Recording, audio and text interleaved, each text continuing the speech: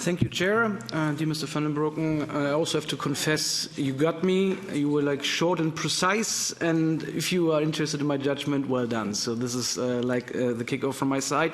But I think also we have not to look only on the lessons learned and look to the back, but also we have an ongoing pandemic, and we have to have answers for these ongoing questions. And I have the impression that whenever I ask questions about long COVID, post-COVID, MECFS, and also post-vac syndrome, so the long COVID after the vaccination, that it's kind of ignored or evaded. And I'm not sorry to giving up asking again. So to be honest, a growing number of people is actually suffering day by day, and I hear we don't know enough yet, also this morning again. And if so, then we have to start getting smarter now. And you were talking about scientific leadership, which I very much appreciate, and that could be a very good area of expertise where we can establish scientific leadership. So 3 concrete and precise questions. Would you agree that patients with long COVID, including post-vax syndrome, need our support?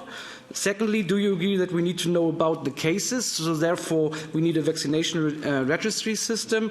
And thirdly, do you agree that it needs political will very quickly right now to make long COVID, again post-COVID, MECFS and post-vac, all 4 on the European level, a research priority in order to help those that we have left already behind? And how can we really start it immediately?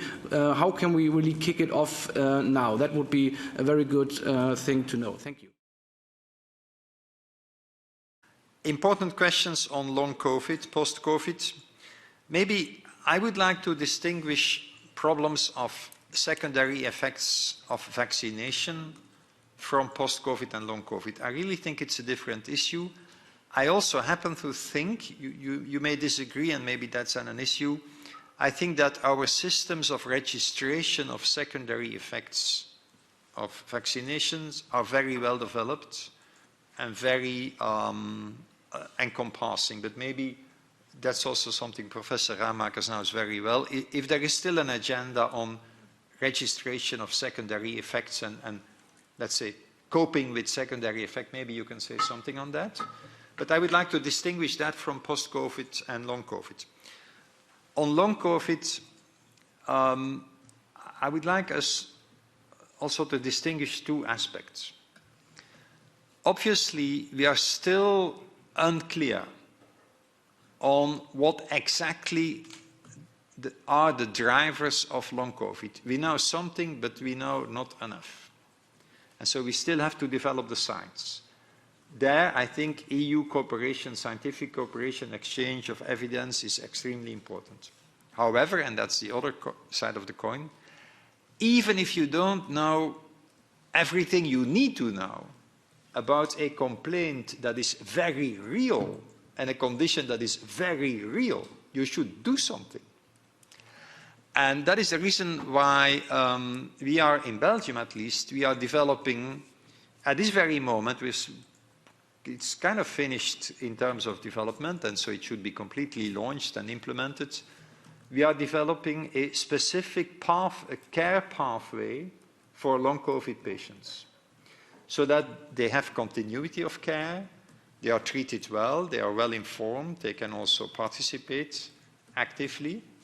And so it's both in the primary care sector that we need a well-ordered care pathway, but also in the second line of our care system. Rehabilitation should be well organized, physiotherapy, etc., but also the follow-up. So for me, long COVID is a very important challenge, and I should say we are a little bit in delay vis-à-vis the problem. I think we should admit it. Partly it can be excused by lack of evidence, but lack of evidence is not a sufficient excuse for inaction. So I think it's really very important, and the EU should play a role there. On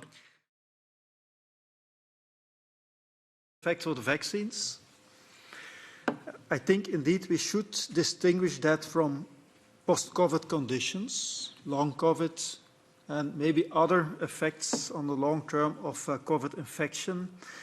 Those are certainly a major point scope for further research, clinical research, and I think that we're just at the beginning of what we can learn from post-COVID conditions.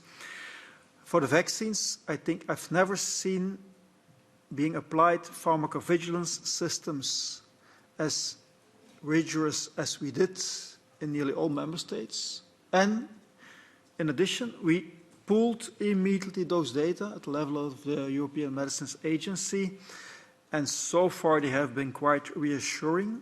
But of course, we should continue to do that, to measure all possible side effects, also long-term effects of our vaccines.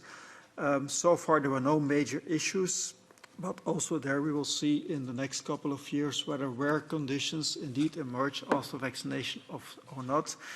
But if we look at the enormous amount of vaccines that have been administered, we have a quite good, let's say, picture of possible side effects. For general, were quite moderate. But okay, let's keep our scientific point of view. Let's keep going on with the pharmacovigilance and see if indeed other things will emerge in the future. Thank you. Thank you very much, Professor Rijmakers. We just have a few people in the Catch the Eye, and then we're finished. I have on my list Mrs. Weiss, Mr. Olekas, Mrs. de la Pisa, and Mr. Langenspiesen. Is that correct? Yeah, you're on the list. No, I'll keep it to that. Langenspiesen. What did I say? Yeah, I'm so sorry. I'm going to take. Yeah, it's a very long day, but I'll keep on exercising. Keep on exercising. Can you please be very concise and 30 seconds? Then the minister still can answer. But yeah, but Mrs. Weiss. Okay, then I won't waste my time on congratulating the professor for his very strong opinions on the health union issue. I agree very much, and I will jump immediately to my question.